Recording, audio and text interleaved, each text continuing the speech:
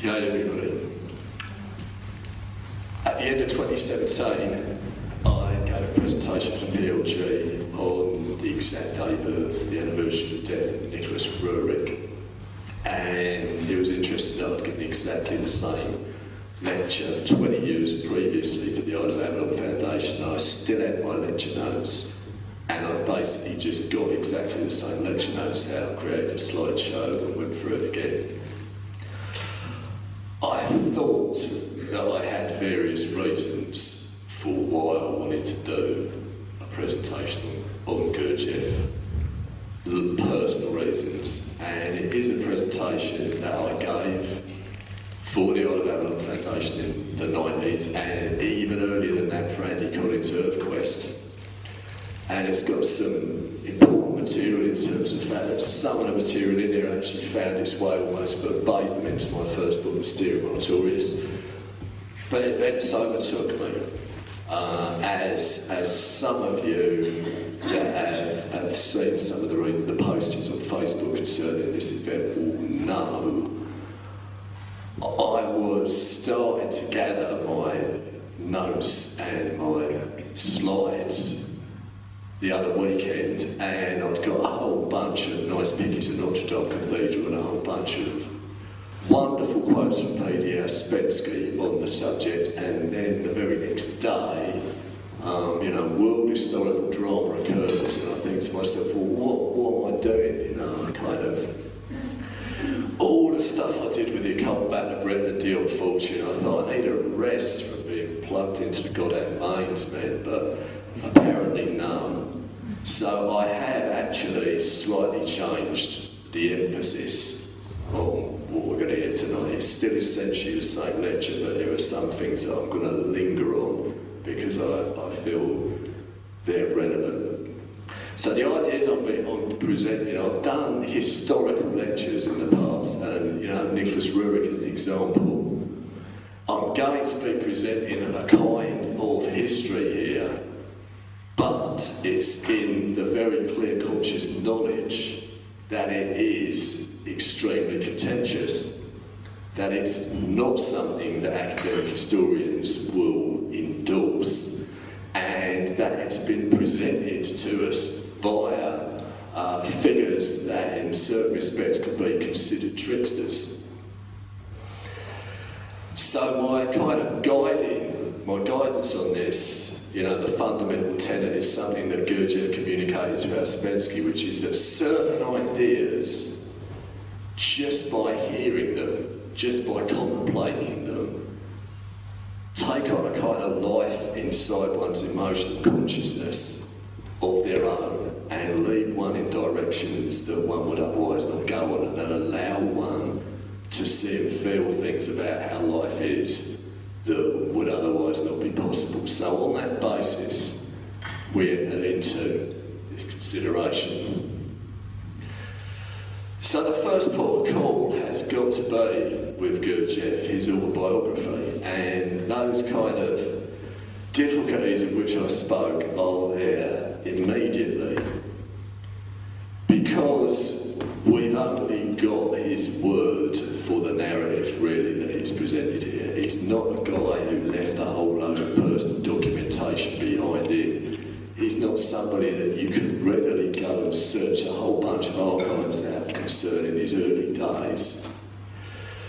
So this story of his youth and his development, which is not even published, I think, in his lifetime, is full of difficulties. For a start off, there's a good case to be made for saying that the characters that he populates this book with, apart from himself, are maybe not real, they're allegorical, they stand for certain qualities, certain parts of his investigation into an increased understanding of the nature of life, consciousness, and so forth. And yet this drama is played out in recognisable, geographical spaces. So we'll enter into it on his own terms to begin with, and we'll see where we get to with it. One of the most useful quotes attributed to Yezidis is by their fruits you should know them. Let's see how far we can go with Gurdjieff and his account of his own life. And you can probably guess from the subject of this lecture, this is not really about Gurdjieff's teachings, and it's not necessarily going to be full of extraordinary stories about Gurdjieff the man. There'll be a few of them in here. But it's a way of looking at history, because we get so many of them. People are so romanticised by the idea of hidden masters and secret societies and things that are going on behind the surface that shape history. And a lot of these narratives, especially in the modern world, when they've just been shaped by obscure channelings about Atlantis and so forth, I don't feel they've got the same potential value as this journey might have.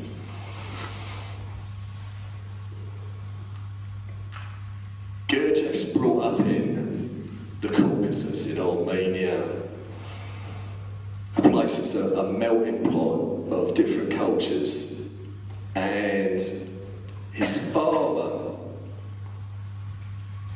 amongst many other things, I mean, he's a guy that just trades in cattle and things like that, but as part of his very distinct identity, he's a kind of bard. He's got all of these wonderful stories memorised in his head that he talks to young Gurdjieff about and tells him. And this is the time of the golden age of archaeology, and the ruins of Babylon are being uncovered. And some cuneiform writing texts are beginning to be translated. And when Gurdjieff reads a little about the Epic of Gilgamesh, he's amazed to discover that this is essentially a story that he's heard from his father.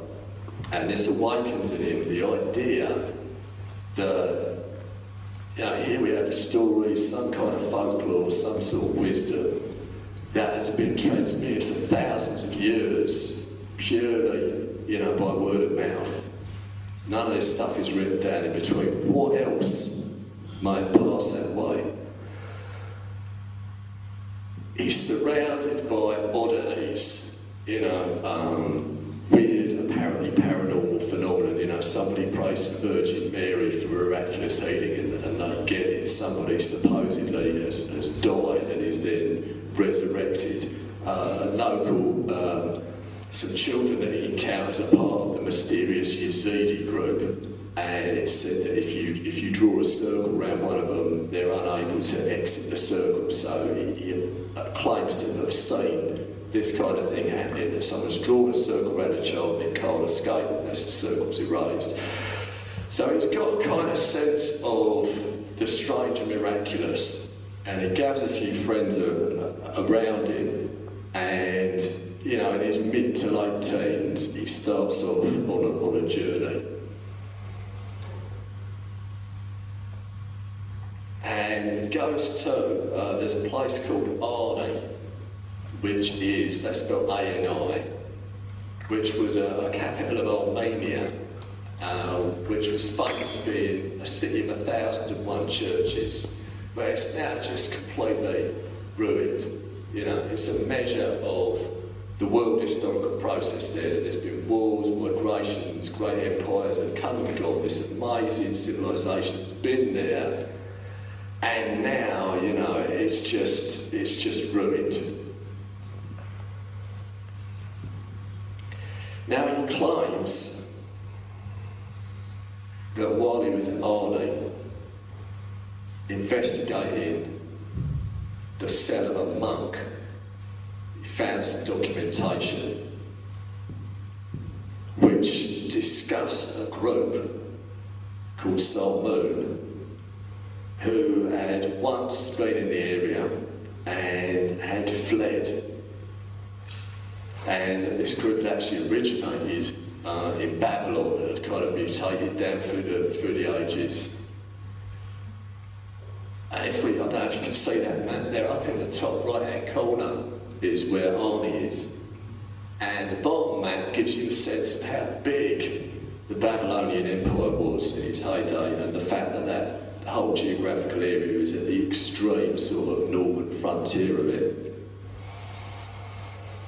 So it believes in the possibility, the very, very romantic possibility, that maybe something that started off in this, extraordinary city, somewhere in the region of maybe 4,000 years beforehand, has been kept going by a comparatively small group of people, and there's some kind of mystical knowledge, and that it manages to sort of hop ahead of world historical catastrophes and find its way, into seclusion where it can remain and nourish the world again secretly. So he heads off on a quest, and this is now the Persian Empire, and you can see how the whole thing extends into areas, around what we now think of Afghanistan and so on, the foothills of the Himalayas. There's a potential enormous amount of connection and transmission in terms of trade and in terms of ideas in this area. Now, while he's searching for this, and this is a measure of Gurdjieff's character that he reveals quite happily in Meetings with Remarkable Men, that people who knew him will bear this out on. He stayed with a guy and discovered that he had the now legendary map of pre-sand Egypt. So he basically steals it from him and makes his way, diverts himself, because he's heading off ever more into the Middle East, but he heads back and spends some time in Egypt, and there allegedly meets a guy called Prince Yuri Lubavitsky, who becomes one of his closest companions of a loose group that he's gathered around himself that he calls the Seekers of Truth. And they are determined, to track this thing to the core. Now, this idea, this incredible idea of pre-sand Egypt, is one of the roots, if you like, of the magnificent work of John Anthony West. He took up the ball really with the work of Schwaller de Lubeck's, but he talks about Gurdjieff, and he talks about this supremely romantic idea, and the fact that just even kind of hearing about it is enough to sort of set you off. So a book like West Serpent in the Sky has had an absolutely immense knock-on effect, because it's also in here that he first starts talking about the possible issue of geological weathering on the Sphinx, which he got from Schwaller. So in the modern era of alternative Egyptology, there is a little bit of a nudge from Gurdjieff, which is very interesting. So this bunch of people, they supposedly, and again, we have to be aware of the fact that we've only got Gurdjieff's word for it, but the assessment of it is the cultural package, if you like, that he ultimately unloads on us. They've been down the Nile to Christian monasteries in Ethiopia. They've hung out on Mount Athos, they've been to Persia, they've been to India, they've been to Afghanistan, they've walked across a bit of the Gobi Desert on stilts. Now, this could well be an example of the allegory coming in. They've even been down into Malaya. They've covered a lot of ground, supposedly. And ultimately, and this is depicted very, very evocatively in Peter Brook's movie of Meetings with Remarkable Men, they find this Salmo monastery, and it's here that Gurdjieff comes into contact with, or so he says, the remarkable sacred dances, a whole cosmology.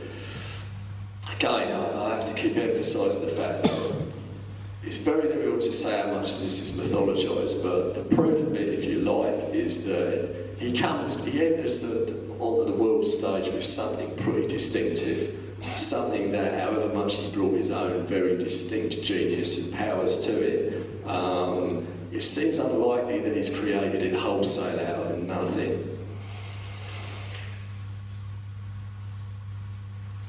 So Gurdjieff goes forth, after being comprehensively, as it were, initiated in all sorts of traditions all around the world, and the real centre of gravity of that, the thing that brings, the right quality of consciousness and unity to all this is his time in the Salmo monastery.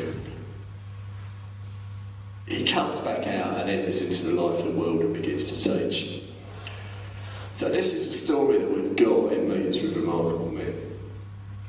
Now, some people have kind of tried, when the story is so full of geographical clues, it's obviously, something that people can't resist. Judge Bennett, this book I think this came out in 1973, Gurdjieff Making a New World. This is in my opinion, one of the best books that you could start off with trying to get into the enigma of Gurdjieff. He tries to go on a kind of geographical odyssey to anchor all this and find widespread roots of Gurdjieff's teaching.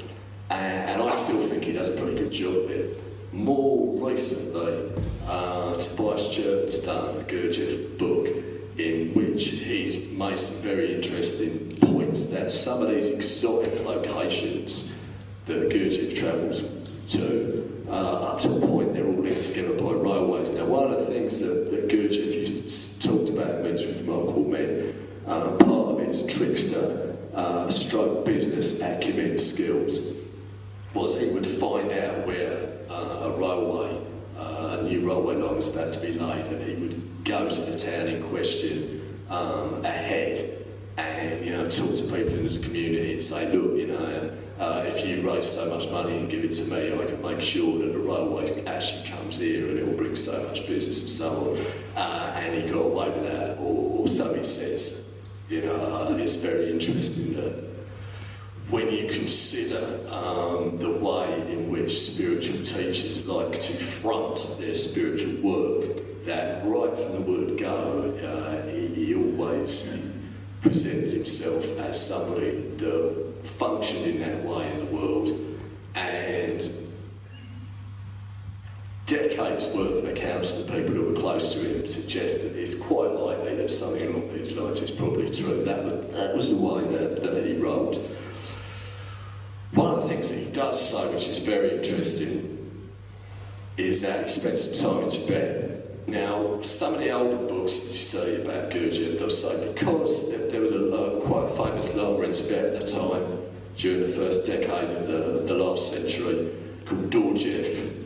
And because Gurdjieff sounds like Gurdjieff, therefore Gurdjieff and Gurdjieff are the same person. Now, even though we've now got photographs which pretty much show you that that's not Gurdjieff, there is a kind of interesting little sidetrack here that is a good Gurdjieff story. That one of the things that Ouspensky recounts in Search of the Miraculous was there was a time when Gurdjieff was boarding a train and people were standing around to wave him off, and he got on the train, and then when he appeared out the window he mysteriously looked completely different, or almost completely different. He somehow had the ability to change his appearance depending on who he was with, that he could sit in a train carriage with people who thought he was some business magnate or some arms manufacturer, and other people, he could play the spiritual teacher with.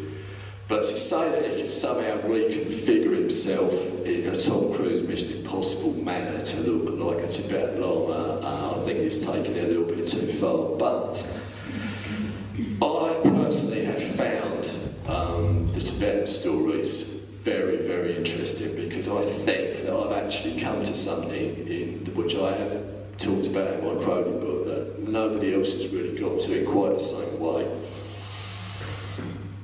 Gurdjieff's massive great book, Beelzebub's Tales, not exactly the easiest thing in the world to read by anybody's standards.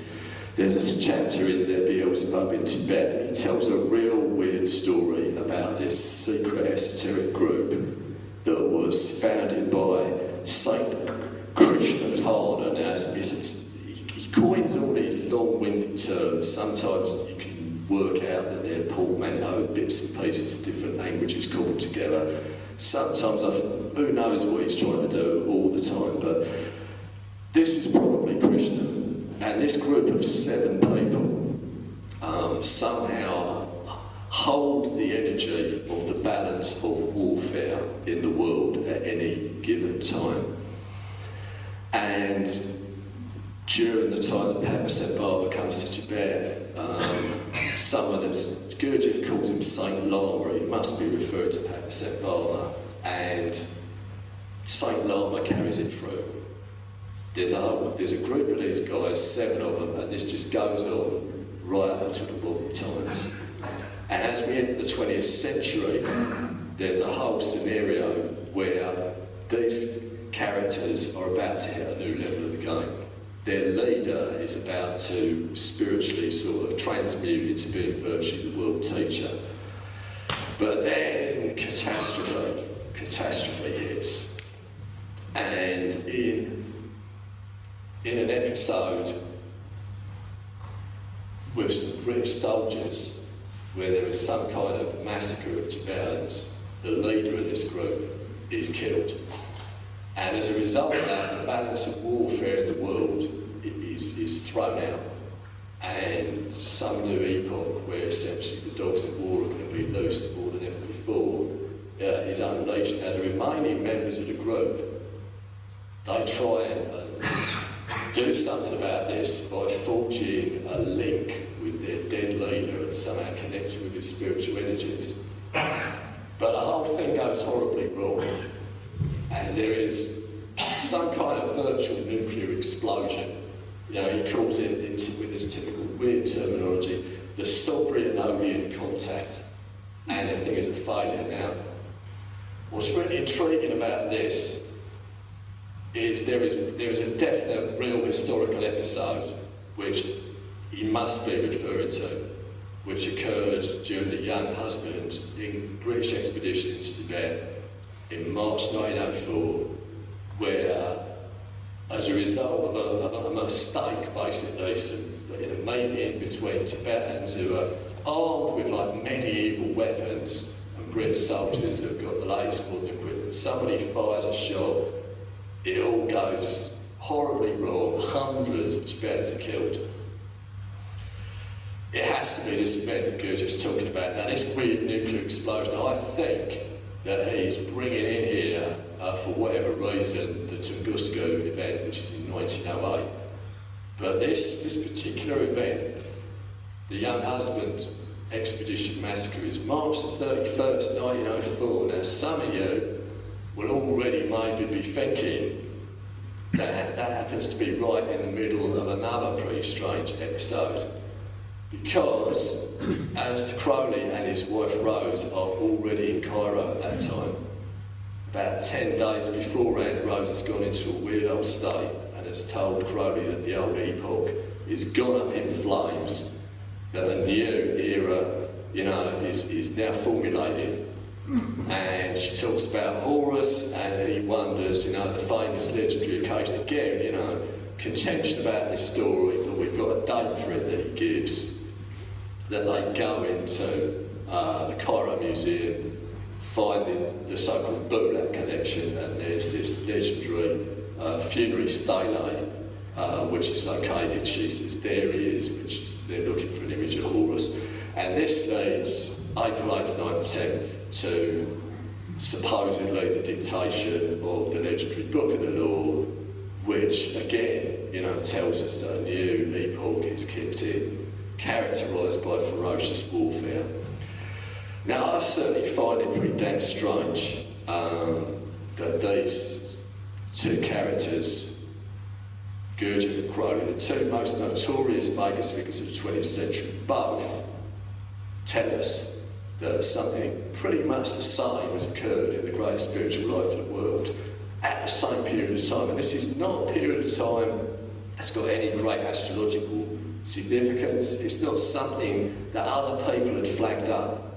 It's not like, for example, the whole idea of the age of the Archangel Michael was just about to begin, whether it was 1879 or 1881. There were a lot of people on that. That was like the 2012 of the 19th century. But this 1904 thing, very, very strange to me. And I'm not aware of anyone else that's put that together. I write about this in my Crowley book. So Gurdjieff goes forth and appears, amusingly enough, as a professional hypnotist in 1908 in Russia, and this is a picture that J.G. Bennett features. It's not long before he works up head of state. You know, he's got what you might call a cultural package that he's presenting, and there are certain distinctions that he comes up with that are very interesting. The idea that there's such a thing as objective art as opposed to subjective art. Now, whenever people tried to nail him down on this, he always wound them up and kind of took the piss out of them and just wouldn't be drawn on it. But it seems clear, I mean, very broadly speaking, the idea that, for example, say the Great Pyramid or the Gothic Cathedrals are obviously on a different level of the game altogether to most art and culture. And he tells some amazing stories of his youth, staying in some secluded location in the Hindu Kush. There's these statues that are cut into the hillside, and Gurdjieff and his company kind of camp around them. And Gurdjieff seemed to have a sort of psychic ability, really. He seemed to perhaps have a kind of ability to psychometrise things, but, you know, he touched these statues, he hung out in the vicinity of them for days, and he believed that in the proportions of these statues, in the way that they'd been created, an entire cosmology, an entire culture was present and could be retrieved if you yourself were in the appropriate state of mind. So here's this idea, you know, objective art.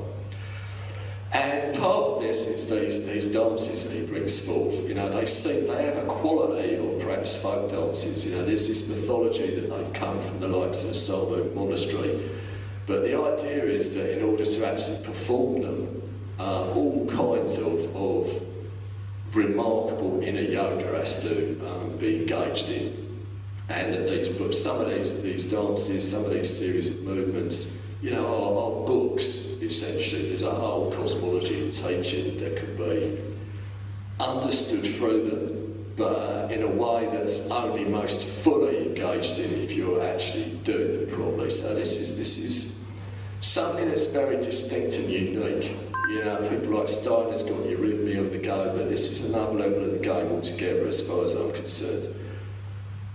And there's also the idea that there is such a thing as, if you like, an objective music, that certain types of music, if you have a particularly prepared subject, will always induce the same state of consciousness in them, that you can make people cry, you can induce ecstasy in people, you can almost get them to change their personality. And that this is all understood in a number of ancient cultures, in the highest culture of the ancient world. And that there's sacred buildings, and that the rites that occurred in them, you know, the rituals, the music, the sense of smell, the postures that celebrants would engage in, all of this, it's not just an art, you could call it a science. And we're very fortunate because Gurdjieff had a musical collaborator, Thomas de Hartmann, and he transcribed music that Gurdjieff basically played for him for a long time now. The only versions of Gurdjieff's music that you would have heard would have been simply played on a piano, but in the last 15 years or so, this is kind of now changing, and some of you might be aware of the Gurdjieff Folk Ensemble, who are a primarily Armenian group who play his music with the folk instruments of the area, and believe you me, it's awesome stuff. There's a lot of it's on YouTube. If you've not heard of, there are live performances. If you've perhaps heard Gurdjieff's music played, say, by Keith Jarrett or piano or something like that, and you found it to your liking, check in with this Gurdjieff Folk Ensemble. Remarkable stuff. So here he is in, you know, the prime years of the early days in Russia before the First World War. He's a ferociously charismatic, unusual person. You know, one of the very distinct things that he brings in is his design, the enneagram.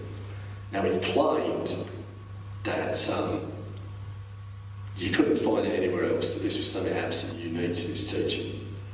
And within the enneagram is a whole cosmology that can be expressed through the musical idea of the octave. This is only part of it. It's tremendously complicated. Gurdjieff enneagram studies, you'll find them in Ouspensky's books, you'll find them in J.G. Bennett's books. Over the last 40 years or so, other people based in the States, people like Oscar Chazo, have come up with their own versions of what the Enneagram is all about. Many of you will probably be familiar with Enneagram personality types and so on. I don't roll with that. This is not directly connected to the Gurdjieff Enneagram. One of the things, one of the ideas that's really fascinating to me, because I think it's something that's not been addressed in quite this way by other esoteric teachers. This law of the octave that is demonstrated through the Enneagram diagram can be used to explain why certain processes that start off with a particular intention deviate from it and go completely haywire elsewhere altogether. How do you start off with the Sermon on the Mount and end up with the Spanish Inquisition? Clearly something has gone wrong somewhere. Now what Gurdjieff says in the law of the octave is that there are 2 point semitones where you have to reinforce the original intention. If you don't, it just gradually distorts and it can end up going somewhere completely different altogether.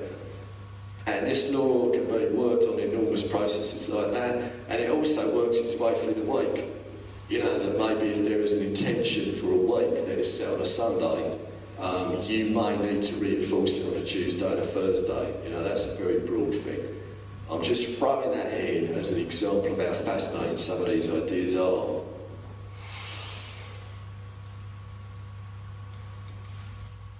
Now, Gurdjieff's most illustrious, most famous follower and advocate is PD Ouspensky, who is, you know, a titan in his own right, no question about this. And in his book, In Search of Miraculous, you know, this is probably, to my way of thinking, the greatest account of somebody's interaction with a teacher figure that we've got anywhere, for lots of reasons. Numeral of the Universe, I'll come back to. A lot of this material is started off before he's met Gurdjieff in 1940, and then after he's left Gurdjieff, he comes back to it. And you can detect certain influences, not directly in there, but the two works together have such tremendous gravitas.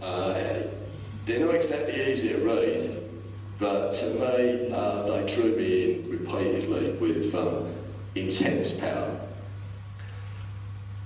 And the thing that's so good for me about Search Miraculous, you know, the teaching material that's in it, you can find in, for example, there's a book called The Fourth Way, which is just a whole bunch of lectures that Ouspensky's put together. It's pretty much the same material, but what's lacking in that book, but it's there in Search Miraculous, is the human drama. Because Gurdjieff has told Ouspensky that human beings are essentially sleepwalking automatons, that we have no unity, the life of the world is on automatic pilot, the wars, revolutions, you know, things that are both good and bad are just played out by people that are essentially unconscious.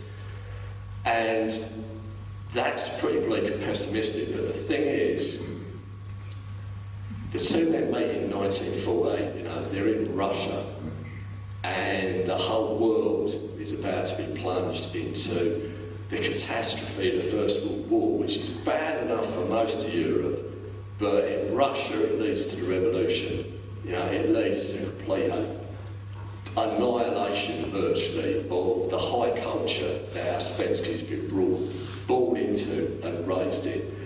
And in the end, you know, everything is just in complete, utter turmoil. And Gurdjieff is still teaching. And one day Ouspensky sees a truck that is loaded up with artificial limbs that is headed in the direction of the war front. And he realises that, like, those legs are not yet being blown off, but it has been calculated that they will be. So therefore, this supply of these crutches is whatnot is being sent to the front, and this just seems so absurd. It just seems like, can we not just wake up out of this madness? This really highlights for him what Gurdjieff is saying about the state of sleepwalking humanity. And it's absolutely fascinating when the revolution breaks out and things become very barbarous very quickly. Different forces in the Russian Civil War you can encounter if you're trying to go from A to B on a railway journey. You get to one railway station and the White Russians are forces of the Tsar in charge, and if you show any signs of being a revolutionary you'll be killed on the spot. And you go a few stops further down and you encounter a railway station where it's the Bolsheviks, and if you look like you might be sympathetic to the Tsar, then you're just shot on the spot as well. And Gurdjieff just handled all this shit. He had a whole thing worked out where they'd got different papers for the different forces, and that were all sort of counterfeit and all fitted whatever it was they needed. And they'd have a little signal, and they'd go somewhere and he'd figure out what was happening, he'd tip his people off, and they'd present the right papers, and they got from A to Z. And he had a real ragtag bunch of people about it, with him, Thomas Dartman and his wife Olga. They're concert pianists, they're people from the highest echelon of Russian society, and they're being forced marched through the Caucasus Mountains, Olga's in the high hills, and at the same time Gurdjieff is leading them on a little mini expedition to look for these megalithic remains. And there's fascinating stuff going on. He says, I've worked out if we go over this hill and through these woods, you're going to come to this weird megalithic stone. And they do. And they have to hack their way through all this undergrowth and into these woods, and they find this thing there. So how the hell does he know that? Where has he got this from? And what on earth is going on in the middle of this world historical catastrophe? He's just happily putting these people through this as part of an ongoing teaching in being present, and being awake and alert, and handling absolutely anything. But I escaped to Europe, and it all gets, if you look at these pictures of Gurdjieff and Ouspensky, Ouspensky is a very intellectual guy, he's a very passionate guy, a very mystical guy. Gurdjieff clearly is some kind of force of nature, and in the end, Ouspensky's brain is just fried and he can't handle it anymore, and he breaks with Gurdjieff. And it's a shame he's kind of cut loose. This is one of the things that people have not quite figured out. How was Gurdjieff wrong to just keep him dangling like that and just not make it clear with what the hell it was he really wanted from it, and how these teaching methods of the Rational Gurus leave casualties. Ouspensky goes on to present what he terms fragments of an unknown teaching. He knows he hasn't got everything that Gurdjieff has to offer, but what he preserves for us in Search of the Miraculous is one of the most stunning documents that makes you realise that Gurdjieff really had got a teaching that was extraordinary and had a potency and power that you won't encounter if you just lose yourself in the endless terminology of the likes of Blavatsky. Engages you on a far more everyday level. Gurdjieff gets to France, sets up his famous Institute for the Harmonious Development of Man at this priory in Fontainebleau, and this is the time when he's pretty famous. Gurdjieff is in France, Ouspensky is in London, and although Ouspensky's broken with Gurdjieff, he's presenting people with ideas, and some of them are making their way to France. So we've got people that we know of as associated directly with Gurdjieff: J.G. Bennett, Thomas Dartman, Maurice Nichol, the Jungian analyst, left Jung in order to go and take on the Gurdjieff work. These are quite interesting people. Also, going to Ouspensky's lectures in London, Aldous Huxley, T.S. Eliot, J.B. Priestley, this is not any old...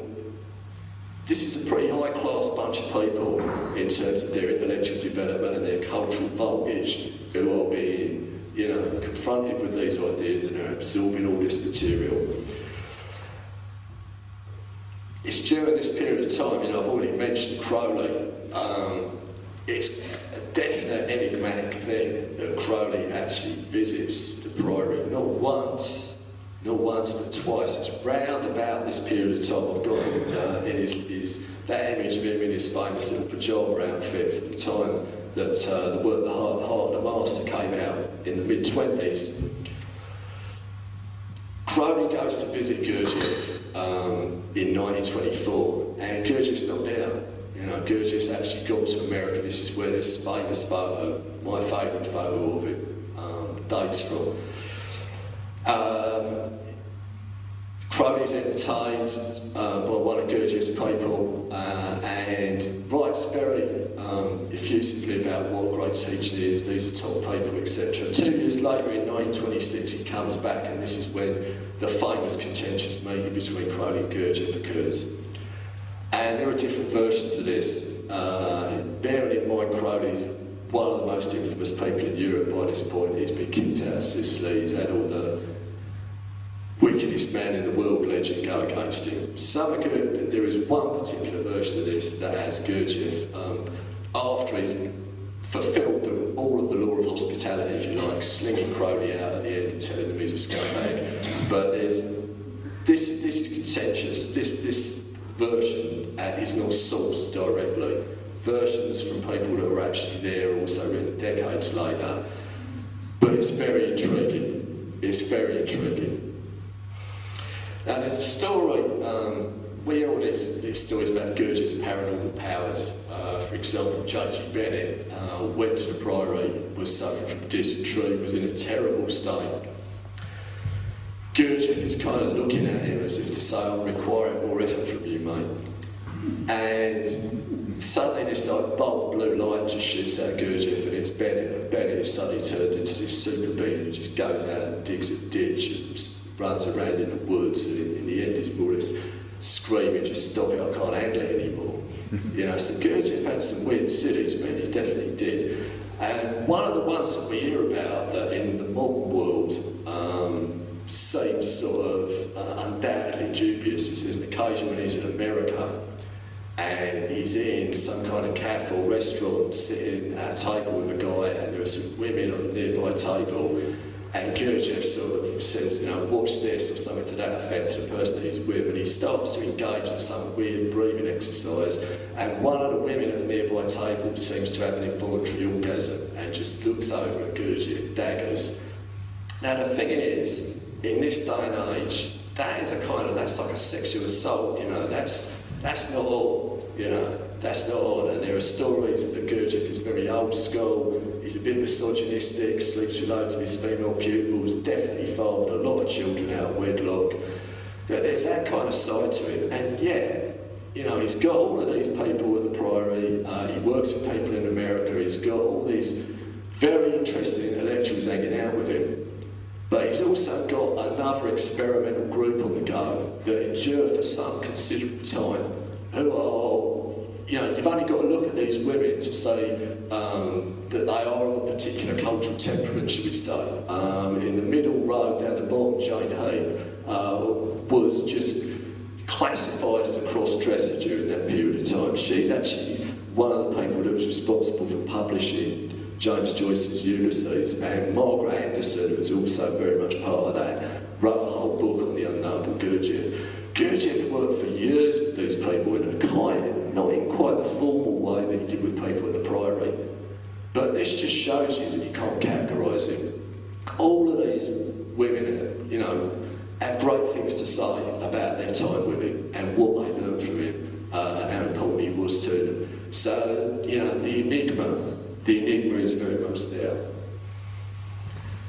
So here he is right at the very, very end of his life.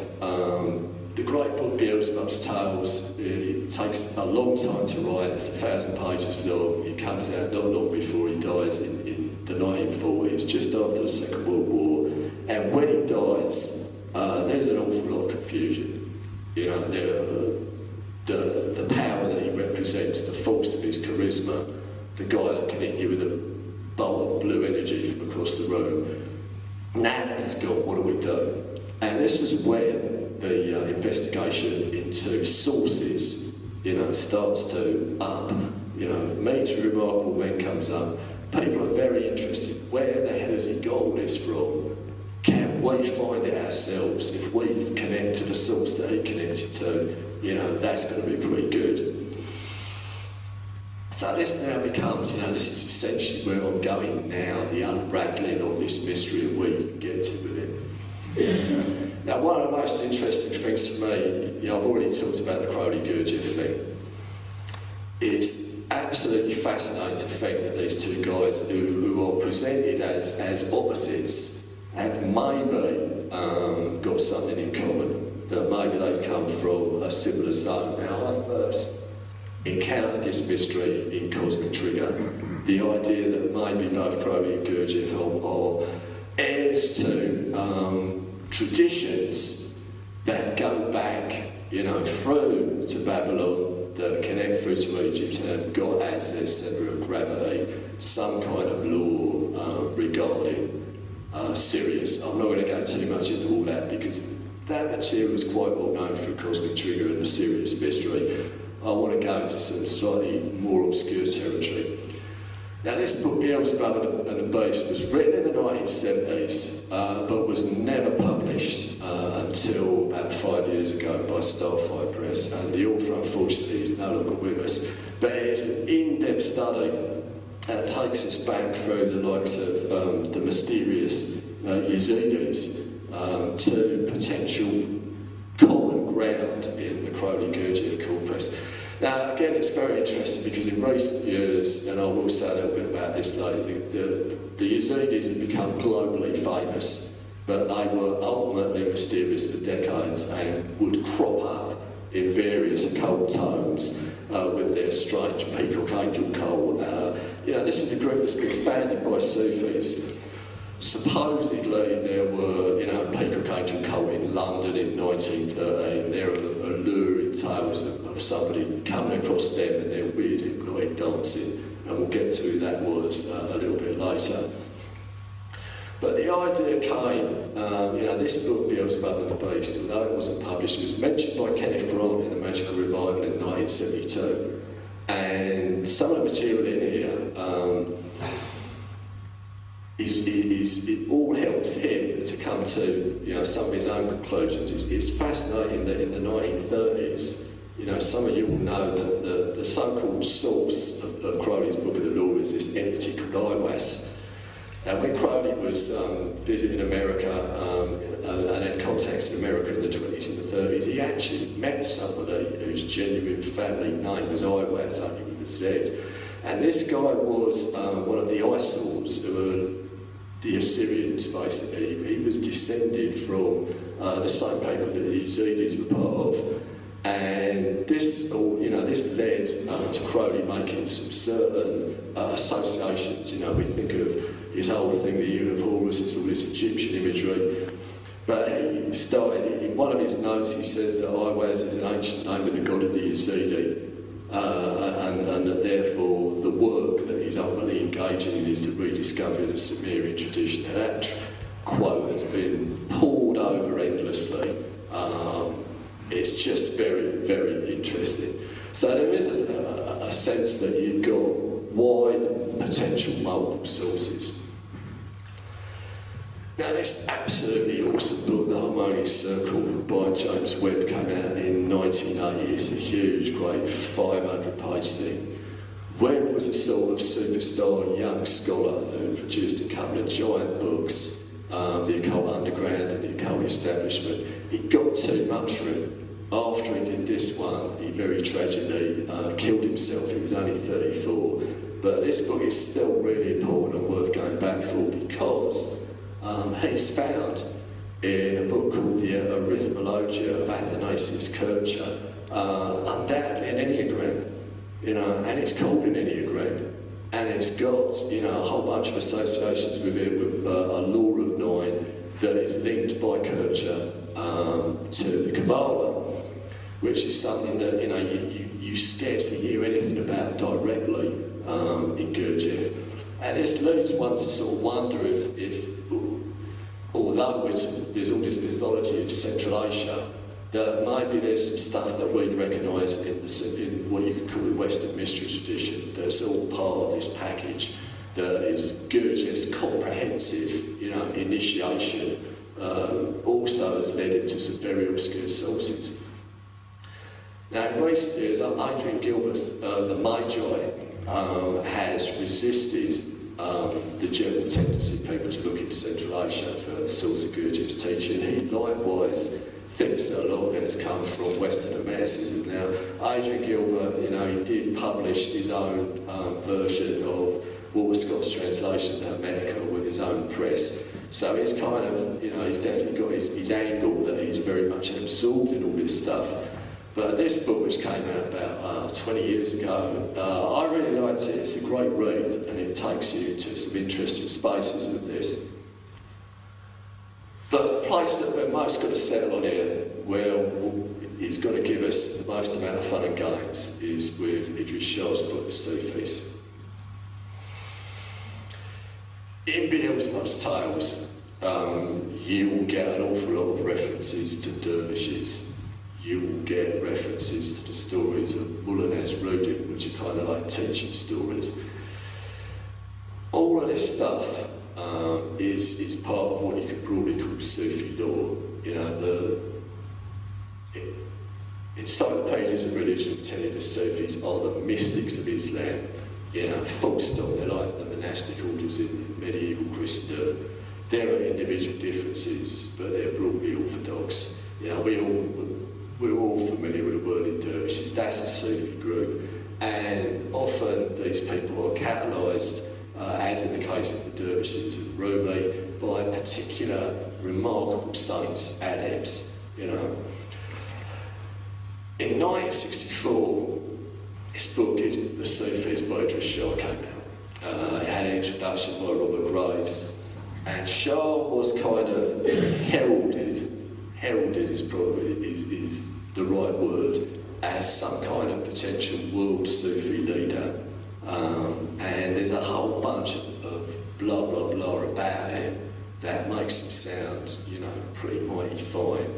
But we'll be treating that with caution. Okay, he's a direct descendant of Mohammed, but there's about a zillion other people that can say likewise. He had his own press, Optican Press, that printed out and published all of his work and a lot of other work on similar themes.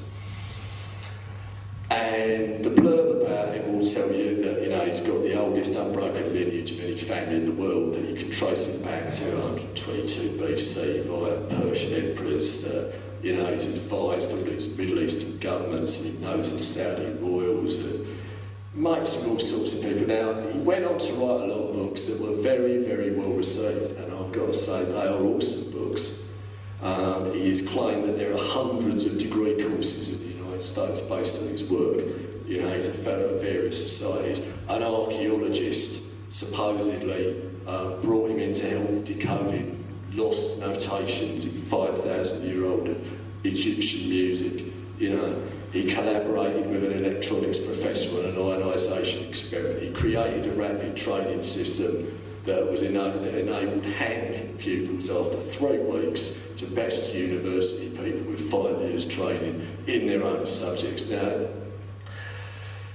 this kind of sounds a little bit like L. Ron Hubbard's version of his own biography, because the thing is, the people that are writing about him in this way seem to be himself under pseudonyms, and it seems to be a self-referential kind of mythology, so there's some real difficulties here.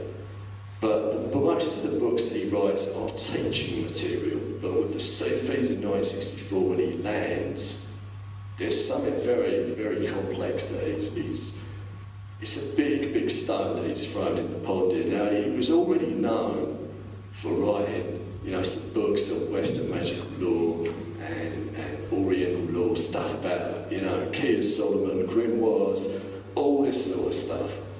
A few years previously, he put out a few books under the pseudonym of Archon de Rao, and these are great books. I'm not saying they're historically accurate. You could could probably go through a fine-tooth comb and tear a lot of it to pieces, but at the time, decades ago in the 70s, me and my friends, we love these books. They're fantastic books. They're a whole bunch of stuff, secret societies, peacock angels, witchcraft, Knights Templars, Holy Venom, the Assassins, you name it, it's all in there, man. What gets very, very interesting is when you discover that Idries Shah was actually Gerald Gardner's personal secretary during the 1950s at the time of the Witchcraft Museum in the Isle of Man and so on.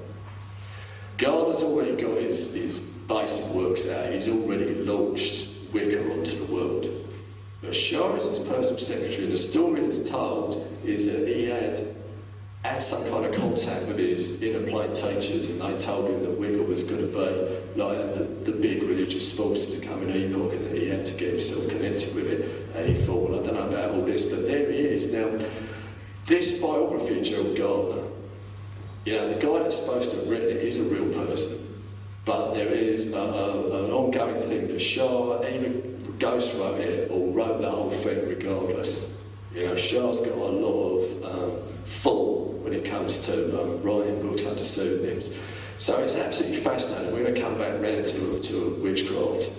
That Shah is there with Gerald Gardner in the middle of all this. He's got this sort of exotic biography that's not entirely unlike the Gurdjieff mythos, that he's been around in Central Asia, that he's hung out in Afghanistan, that he's been involved with all these Sufi groups, that he's an authentic, bearer of the false, the Barak and the blessed power, and yet he's hanging out with Gerald Gardner. Not long after the Sufis came out, this book by Raphael the Fool, the teachers of Gurdjieff, appeared. And it's kind of like a real ridiculous story, because this guy just is kind of telling you, well, I thought I'd go check out the stories of meets with remarkable men, and I'd go and look for Gurdjieff's teachers. I went down the road and I found this guy, and he was one of them, and I found all of them. And it's all decommissioned now, they've all shifted, they're not there anymore, they're over in the West, somewhere in Britain. This seems to be another Shah pseudonym. All of this stuff is kind of being put out by him. The idea that he's put into the Sufis, first of all, is that a tremendous amount of the impetus in the Western mystery tradition in the Middle Ages has actually come via the Sufis from places like Spain. We'll go into this a little bit more, but this starts to sort of take root.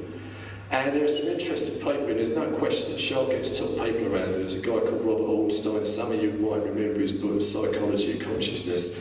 He was quite big on the old split brain studies. He was very closely associated with Shah, and in turn, he kind of hooked up Idries Shah with Colin Wilson. There's a whole load of interaction and connection back in the 70s, where all these kind of people are putting out some very, very interesting ideas. So although Shah, if you look at Gurdjieff's people, there's a guy called James Moore who was a biographer of Gurdjieff, and he really went to town on Shah and deconstructed him out of existence, and basically, although he's a very polite guy and saying so many terms, basically said Shah's a complete bullshitter, and this is just neo-Sufism or pseudo-Sufism or whatever. Other people were saying Shah is a trickster and that he's actually deconditioning people's normal thinking processes. The books are incredible.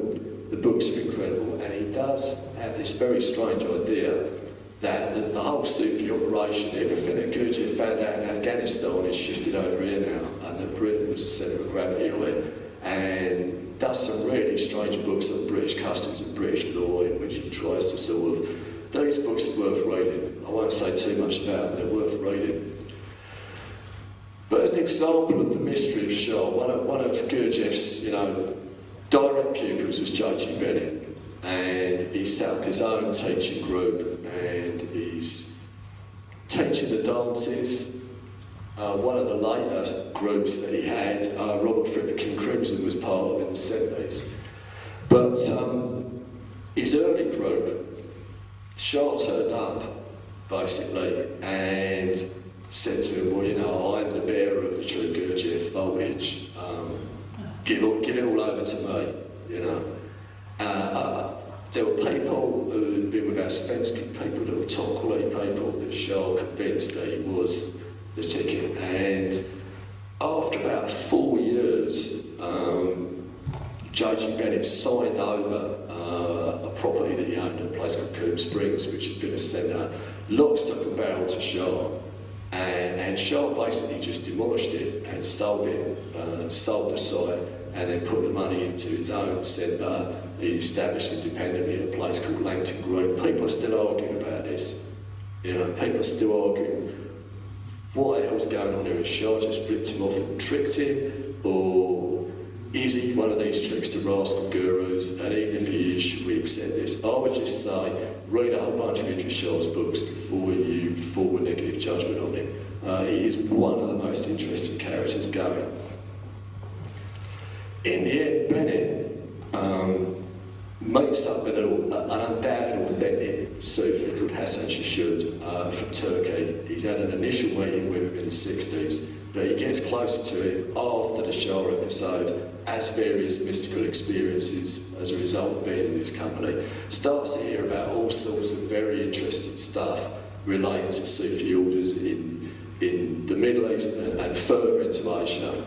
And Bennett's last book that he was writing when he died, The Masters of Wisdom, is a kind of the fruit of that, shall we say. That there is a group called the Qajagan, the Naqshbandi Sufis, and they've been active in Central Asia. And in terms of how history works, you know, one of the very, very interesting ideas in here is when you get a world historical upheaval, say like Genghis Khan and the Mongol hordes come and start wrecking your civilization and tearing all your temples down and killing everybody, what happens with one of these esoteric groups is they have a kind of split policy. Some of them are going to stay behind. Some of them will stay behind and risk it and try and work with what comes into place. Some of them will go underground. They will hide within, you know, that landscape and try and keep it going. Others will vamoose and they'll take the whole cultural package elsewhere. So the idea is, you know, Genghis Khan and the boys stay there. It's a catastrophe. Baghdad, for example, gets trashed, and that's considered to be, you know, one of the worst events in the whole history of human civilization. But in China, for example, in 2 generations, Kublai Khan is putting his pleasure dome up. And this, according to this way of thinking, is because a few people have stayed behind and a few people have tried to work their way into what's going on and keep the whole thing working through, you know, through the barbarism. And we'll come to this theme of barbarism again in a moment.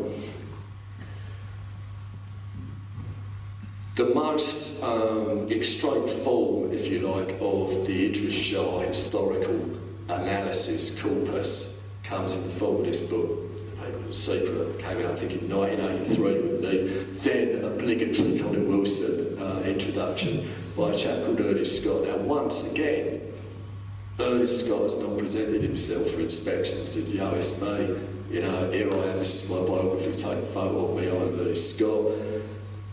Possibly pseudonymous, it's published by Optic Press. We're not saying Idries Shah wrote it, but his influence upon it is absolutely gigantic. Now, I read this book zillions of times in the 80s. In fact, there is a chapter in it called Gurdjieff and the Inner Circle of Humanity, and that's where I got the original title of this lecture from, as a homage to the amount of brainwashing material there is in this book. And this is where we kind of really, you know, fully engage with this. If you're looking at the European Middle Ages, the most significant issue is the nature of the interaction between Christianity and Islam. No doubt about that. Now, it might seem at first that the main contact between these two religions is facilitated by the Crusades, which is conflict, warfare. And within all this, the Knights Templars are cited as a potential halfway house where any kind of esoterica is able to go back and forth. But there's other significant connections as well. You know, you can put in some modern parallels to get a sense of what's maybe going on here. We know from the Cold War that opposite systems can be economically dependent on each other. And we know, for example, that in the modern world in recent times, the West has been the dominant cultural force, and it exports stuff, all manner of cultural goods, to developing countries as aid and also as exploitation. And in doing so, it exercises forms of control. So you can have, you know, Coca-Cola and McDonald's and Michael Jackson music found in some pretty obscure places around the world. And in 100 years' time, they might be considered traditional, even in some of those places. And the CIA, the KGB, they tried to be aware of political and religious groups, especially secretive groups propagating dissent, revolutionary heresy, and they like to cultivate the option of manipulation and infiltration. You know, weapons can be sold to apparent opponents. If it serves a bigger picture, wars come and go, but they're tolerated if they're part of an acceptable balance, and some sort of overall progress is made. Now that's how it's been in recent times, and that's how it also was 1,000 years ago, when Christianity and Islam were the two power blocks. This is showing you how extensive the initial Islamic impetus covered that amount of ground. So a lot of that ground that Gurdjieff originally covered is there and then some. Goes all the way across North Africa and into Spain. And in later years, you know, not direct as political control, but the Ottoman Empire, the developments of that, how far the culture extends, it's immense. It's not a unity, it's not a political unity, just like Christianity in the Middle Ages is not a political unity. There's all these different countries, just as you've got the Eastern Orthodox and the Catholic Church, you've got, you know, the different groups within Islam, but there's a cultural unity and there's a whole bunch of stuff going back and forth. Now, the aid and covert control were going out to undeveloped countries then, but it's the other way around, because those countries were in Western Europe, because Islam essentially was the world civilization then.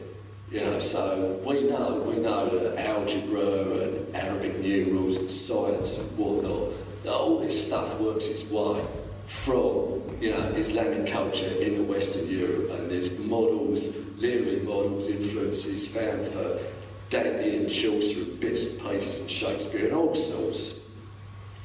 And it's during that period of time that you could say that Spain was pretty much the brain of the world for a while. You know, you've got Arab and Jew and Christian all hanging on together. The modern form of the Kabbalah, as we understand it, is developed there, so crucial to the development of the Western mystery tradition. There was a rabbinic school of Troyes in southern France that definitely would have been near enough to feel their influence. You know, Cordoba has got 700 mosques, it's got a library of 400,000 books, all kinds of stuff, all kinds of ideas are going through there. And Spain was the most likely source of the dissemination of some of these ideas into the Europe of the Grail epoch. And there's dudes from Britain, you know, studied in Spain. There's a guy called Robert Chester in 1144, and he introduces alchemy to Europe with the first translation of a book on the subject from Arabic into Latin, the book of the composition of alchemy.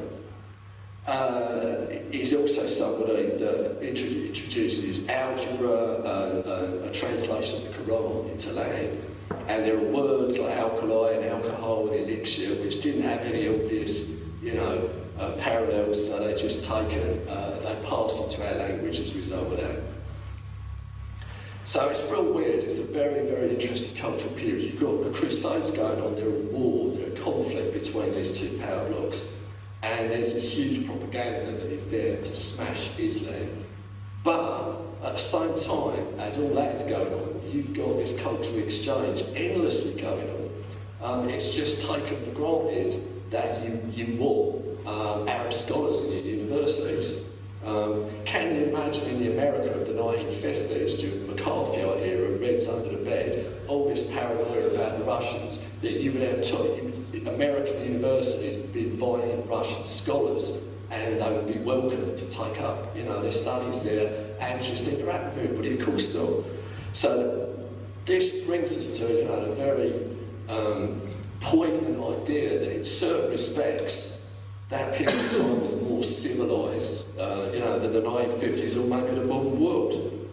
So we know all this science, we know all these ideas is going back and forth. What else is going back and forth? You see, with Shah's the Sufis, and he talks about this a little bit in the Archon de Rail book as well, and in the People of the Secret by Early Scott, you have the idea that the Sufis, who are free-floating, they're maybe not as tied down to particular locations and sects and gatherings, they'll move about a bit, that they have somehow subtly influenced pretty much the whole Western mystery tradition package that we get, emerging in the early Middle Ages that is still so recognisable now. So,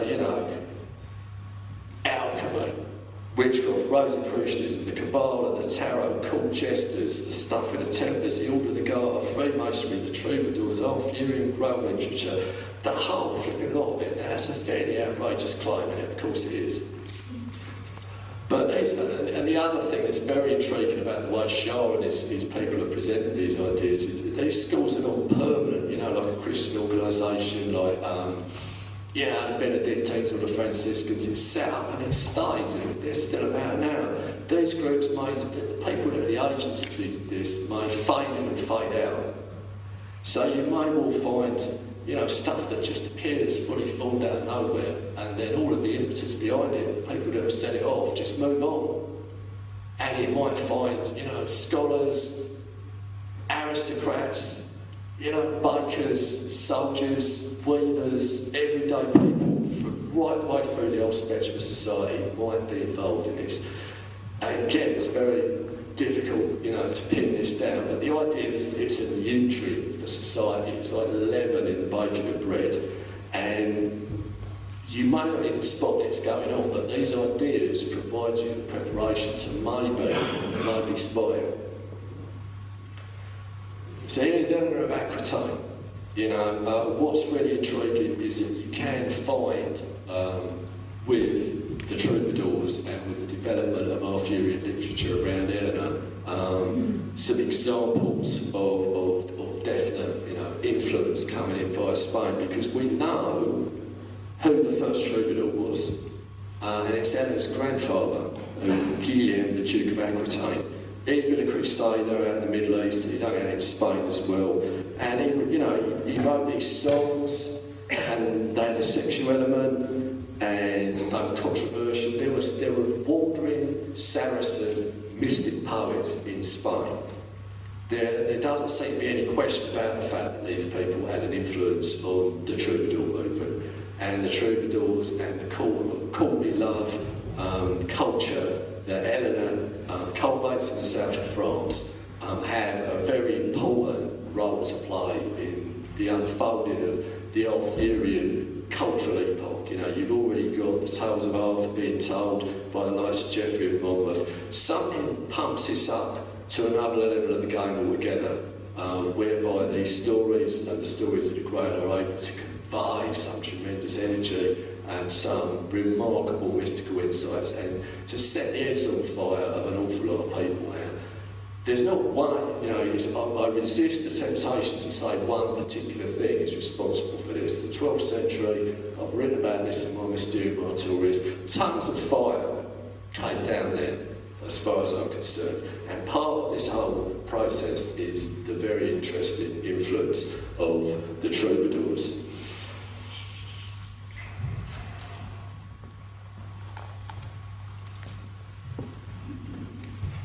After the fall of the Roman Empire, the Western Roman Empire I should say, a lot of learners preserved in monasteries, and Bennett establishes his order at Monte Cassino. This is in 529.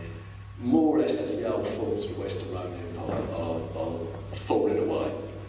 And a few centuries later, in 910 AD, there's 12 monks from Monte Cassino found the Abbey of Cluny, and in no time at all they've got like 1,000 miles of land under their control, and they send a mission to Spain, and it's called Italy. received, and they bring back, your algebra, your logarithms, and they have an Arab in residence translating scientific texts. So, this is what I'm talking about.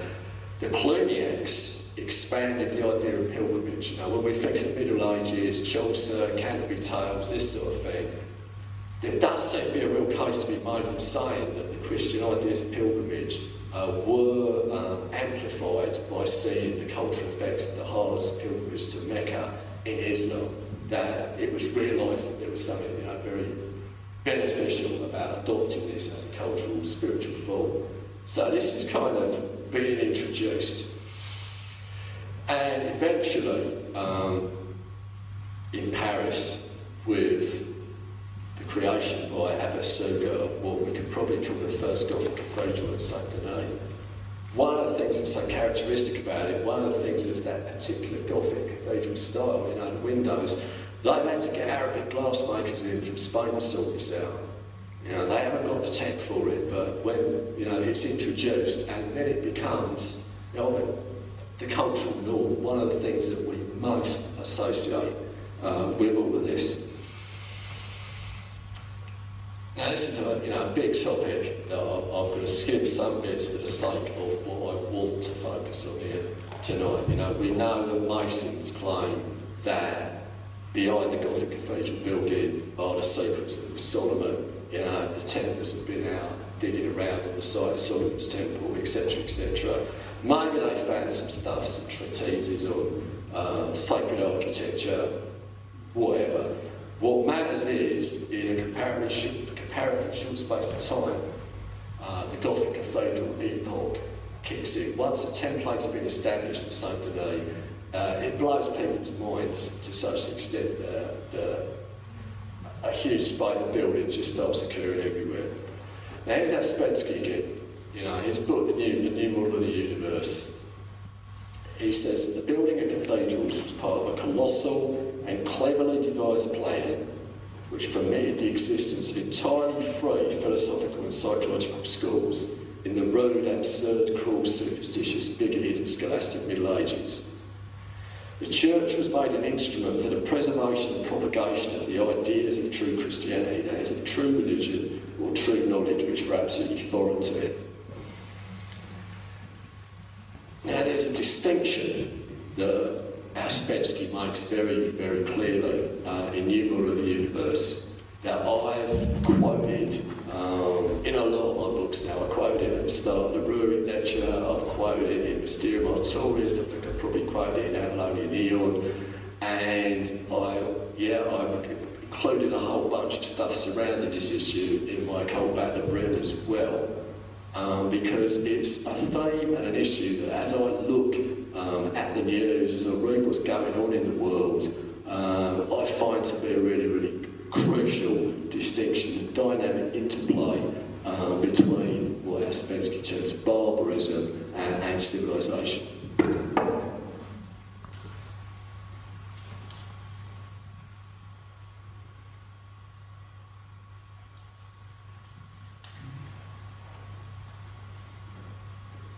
He says in New Model of the Universe, the beginning of culture comes from the inner circle of humanity, and often it comes by means that are violent. Missionaries of the inner circle civilise savage races, sometimes by fire and sword, because there can be no other means but violence to deal with the savage people. Later, the principles of civilization develop and gradually create those forms of man's spiritual manifestation, which are called religion, philosophy, science and art. And also those forms of social life which create for the individual a certain freedom, leisure, security and the possibility of self-manifestation in higher spheres of activity. However, the original forms of civilization cultivated certain forms of barbarism for the protection of their own existence, their own defence. And these forms of barbarism very soon outgrow civilization. Very soon they begin to see the aim of their existence in themselves. Their strength lies in the fact that they can exist by themselves without help from outside. Civilization, on the contrary, having come from outside, can only exist to develop by receiving outside help, that is help of the esoteric circle. But the evolving forms of barbarism very soon cut off civilization from its source, and then civilization, losing confidence in the reason for its separate existence, begins to serve the developed forms of barbarism in the belief that here lies its aim and destiny. Civilization is, as it were, recast in the mould of barbarism. Now this, can be played out in history. We can look at history, some real good examples, the Roman Empire. That's a massive whole treatise of the interplay of barbarism and civilization. Ouspensky visited Notre Dame in 1914. In An Emerald of the Universe, there is a little section called In Search of Miraculous, which shouldn't be confused with the later book published under the same name. And there are a series of little vignettes where he talks about, for example, he visited the Sphinx, and he saw the whirling dervishes, and he encountered a giant statue of a reclining Buddha in Ceylon, Sri Lanka.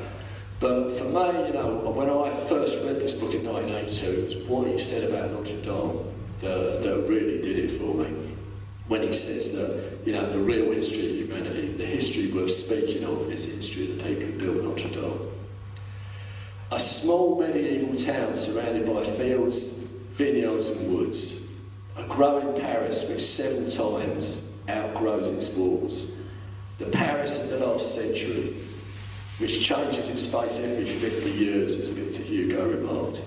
And the people, forever going somewhere past these towers, forever hurrying somewhere and always remaining where they were, seeing nothing, noticing nothing, always the same people. And the towers, always the same, with the same gargoyles looking on at this town, which is forever changing, forever disappearing, yet always remaining the same. Here, 2 lines in the life of humanity are clearly seen. One is the line of the life of these people below, and the other the line of the life of those who built Notre Dame.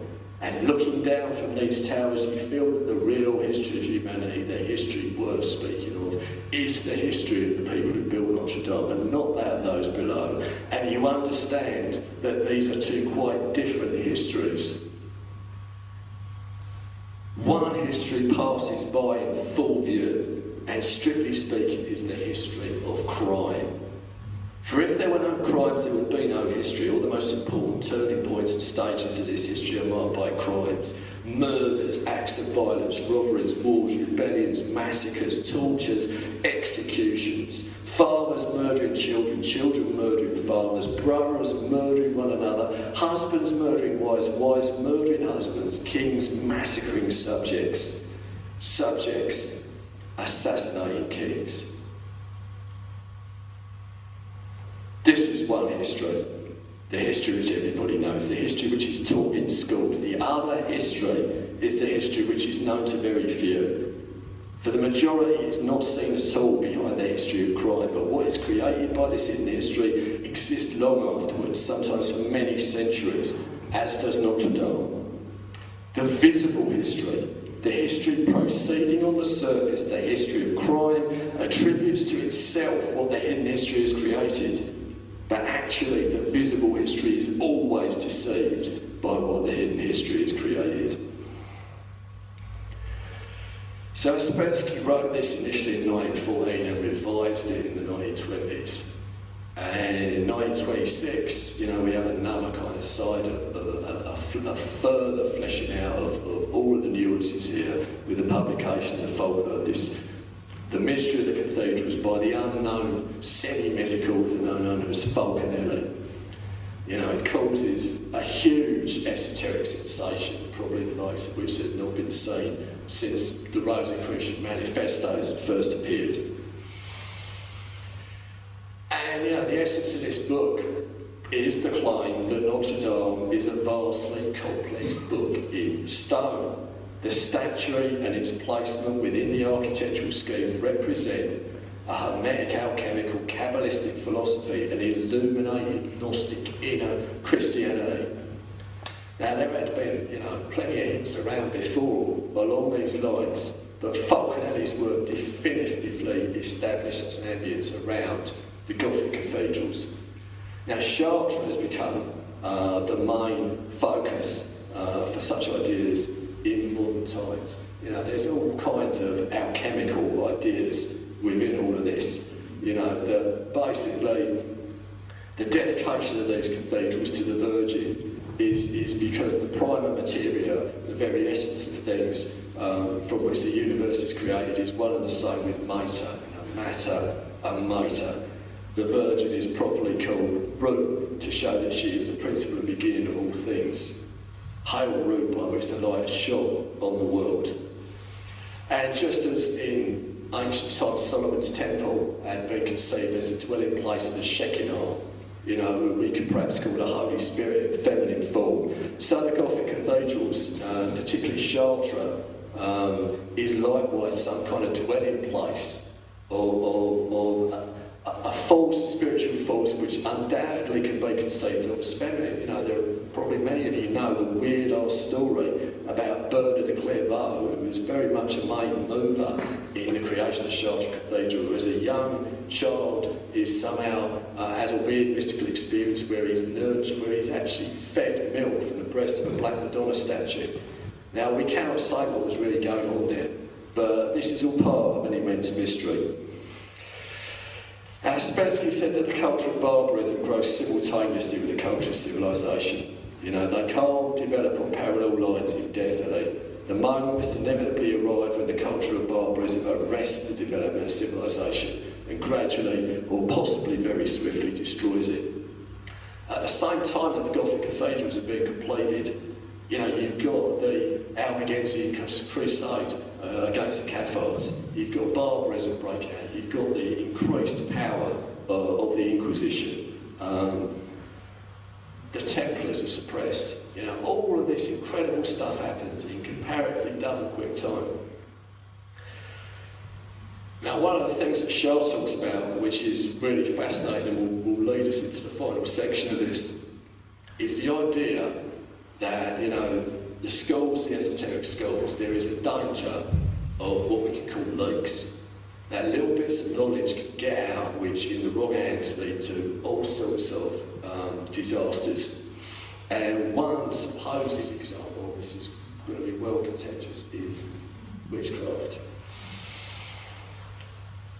Why did the late medieval witch mania develop? There's obviously all kinds of contending theories on this, but here's one take, from what we might call the Idries Shah school of thought. There's a tribe, a Saudi Arabian tribe, the Dionysa, one of the main groupings. As a result of the early conquests, some of them end up in Syria. And from their ranks in the early 9th century arise a mystic poet, a guy called Abu el-Atahir. Forgive my pronunciation if there's anybody that knows better who's listening to this. He's quite dude, and he's given an annuity by Harun al-Rashid. He's considered to be one of the fathers of sacred poetry of the Arabs. And supposedly he had followers who were called the Wise Ones. And this is the start of a process of what I'll call etymological gymnastics, whereby, in this interpretation, words that kind of sound similar are supposed to have some connection that makes particular points. So witch is sometimes taken to mean wise one. We're going to go into a sequence of this. They commemorated their tribe. They had a kind of emblem, which was a gun, because apparently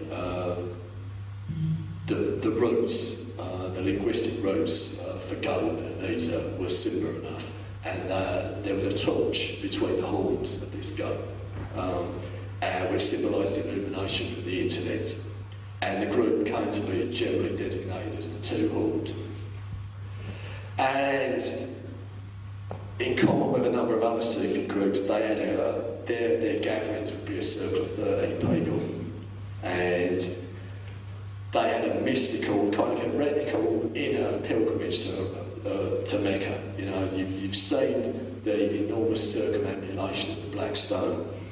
Well, they would do a Widdershins dance a Widdershins movement that was like the internal form of that within the space that they were holding. And they'd be wrapped in a winding sheet called a kafan, which Shah takes to be similar to coven. They had a ritual knife called an ad-dharma, which he takes to be similar to athame.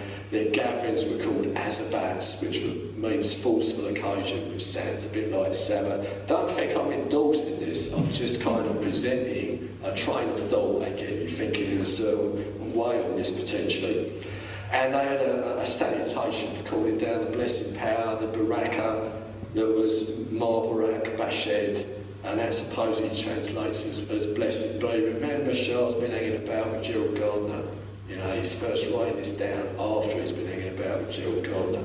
And some members of the group, particularly females, are given tattoos. So it is very kind of interesting, did Shah, you know, what's going on with Shah Gardner? I feel there's more to be investigated there. But anyway, the story is, gradually, over a period of hundreds of years, members of this sect work their way across North Africa, coming to Spain at the very end of the time of Arab rule there, where they've almost been completely expelled. So it's about 1460. And they're quite a strict outfit. You know, any infringements on their laws of how they function, you're going to get booted out. But some people do get booted out, and they meet a leader of Spanish Jews who is trying to use Jewish magic to stop the persecution they're undergoing, and they get together and they form some new kind of unit, and the rabbi devises some kind of way of binding them together. Now, the interesting thing about this, the sequence of the checklist, if you like, transgressive acts that no one will ever confess to, rituals with sex perversion, poison, drugs, eating of abominable material, even murder, worshipping an unspecified idol when possessed by it, engaging in flagellation of obscene kisses, rumoured to be able to fly. This is kind of like a checklist. You get this first of all in actually the early days of Christianity. You know, the early Christians are actually accused of all of these crimes. It's also, in the history of anti-Semitism, a definite checklist of shit that is laid against Jewish people. But as well as that, if you read something like Mercy of Eliada on witchcraft and possible links to tantric cults in Central Asia, Shiite groups and so forth, a lot of these kind of transgressive behaviour, things that they're supposed to have done, in certain cases, you know, they did do it, but it's a difficult one. It's a really, really difficult one. Supposedly, over 100 years later, there are accounts that they're still up and running, and by this point, the Dominican Inquisitor, Jean Bennett, is saying that new heresies have risen, and this sends him off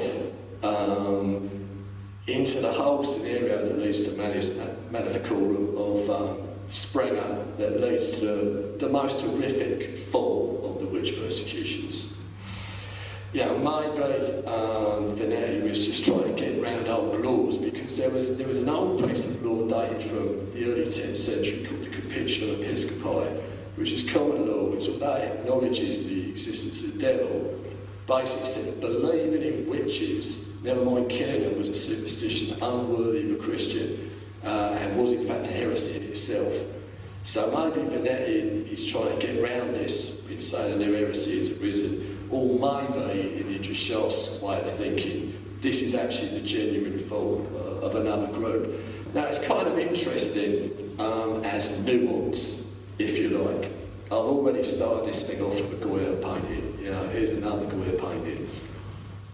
That it's actually, you know, maybe our greatest visions that hold the collective consciousness of late medieval witchcraft are actually ones that have come out of Spain. That's kind of quite intriguing. And I couldn't resist the fact that this is now, as it says, the Goya painting in the background there. This has still got a little bit of cultural purchase, hasn't it? Because this has found its way almost by osmosis into Sabrina in the last year or so. But perhaps the most extreme link, if you like, is with Hassan Issabar, and the cult of the so-called assassins. Now, this is where, you know, there's an awful lot of mythology about these guys. The old man at the mountain, etc., is the ruins of the castle stronghold at Alma. But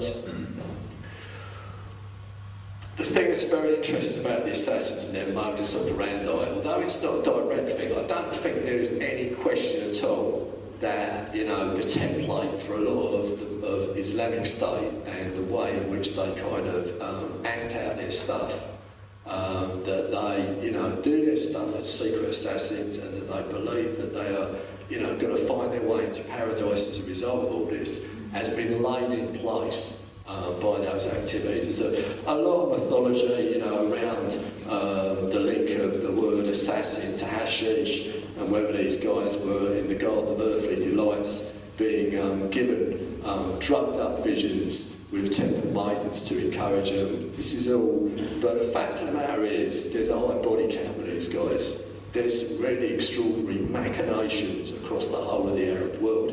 Now there's a disconnect, but it's the mythos, it's the emotional tone, it's the fact that this has been taken on and adopted in the modern world that is very, very intriguing. And, you know, this ties in also where Gurdjieff wanders about in Afghanistan, where he sleeps at the foot of these statues. I kind of knew that we were in for a bad time when the Taliban blew the Buddhas up in 2001. This is really cool. A Chinese bunch of millionaires got together and did a 3D hologram and filled up the original space for a recreation of one of the Buddhas a couple of years ago.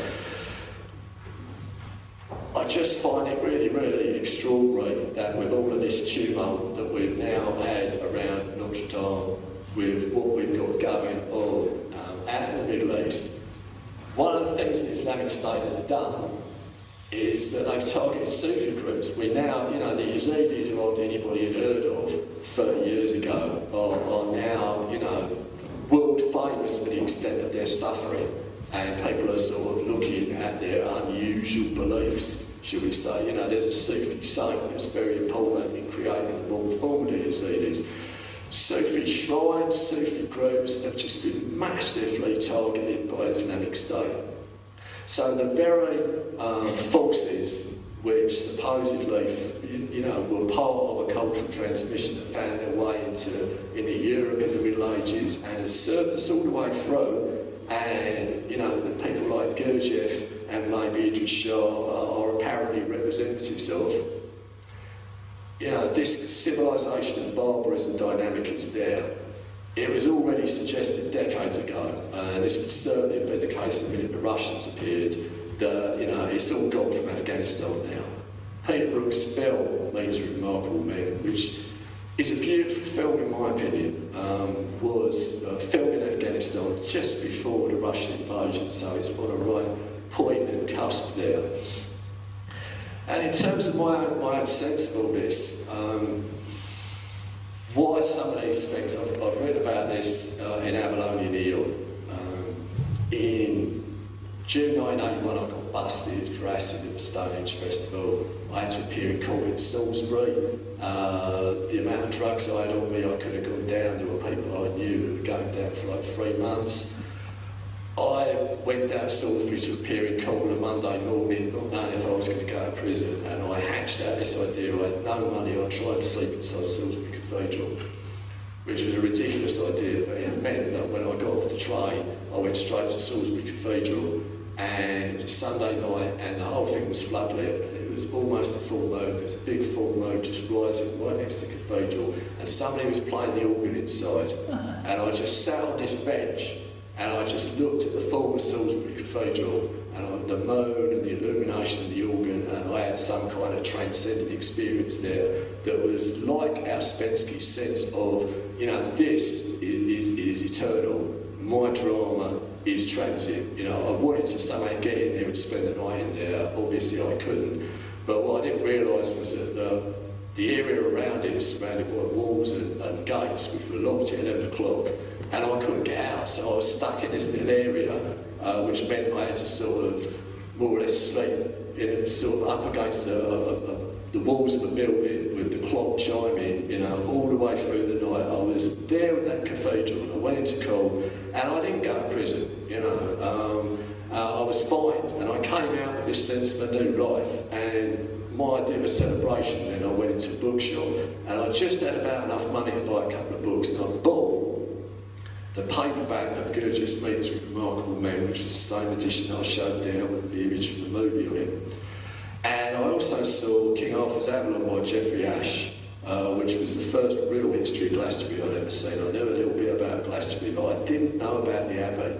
And so on the train home, with that immense, you know, I've hardly slept, I've got this immense emotional, raised, enhanced consciousness. I started reading the history of Glastonbury Abbey for the first time. So, you know, this had the opportunity to have a huge effect on me, immense effect on me. I read the whole book in 2 days, and then I went straight from that into Meetings with Remarkable Men. And the two together kind of settled as a unity for me. Gurdjieff always called what he was doing esoteric Christianity fundamentally. He was buried to the funeral rites of the Eastern Orthodox Church. There's a chapter in New Model of the Universe on Christianity in the New Testament, which is one of the most luminous things I've ever seen in the Gospels, and set me off, you know, into something that I may well not have got to without that.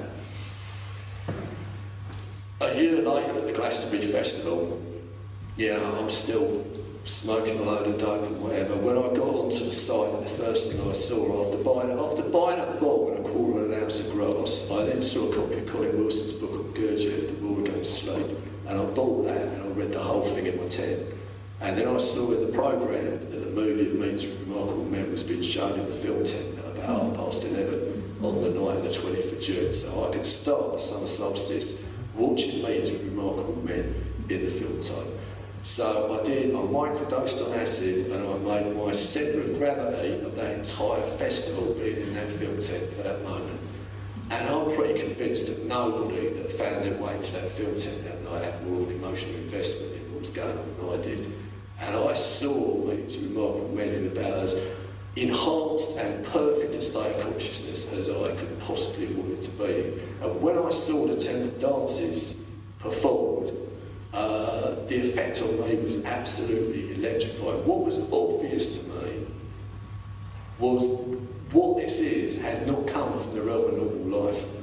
It has come from somewhere else altogether. It has come from a high culture.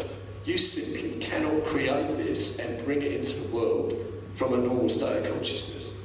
These people that are performing these dances, they're not in a state of consciousness like anything that I've ever known of anybody. You know, I've done some martial arts and seen some fairly extreme karate types and all the rest of it, but there was something else about this. There was something else about this, and it hit me on, I prefer to think, what Ouspensky would have called higher emotional centre. And so that idea of Glastonbury Abbey, the whole Gothic Cathedral thing, Gurdjieff, it became an emotional unity in me that's been with me ever since. And so that was one of the reasons why I wanted to get back round to this, but with the events that occurred in the world recently, I felt once again there's something more to this. So I'm very happy to have been able to present this to you all tonight, and I'm hoping it's landed well. Thank you, Joe.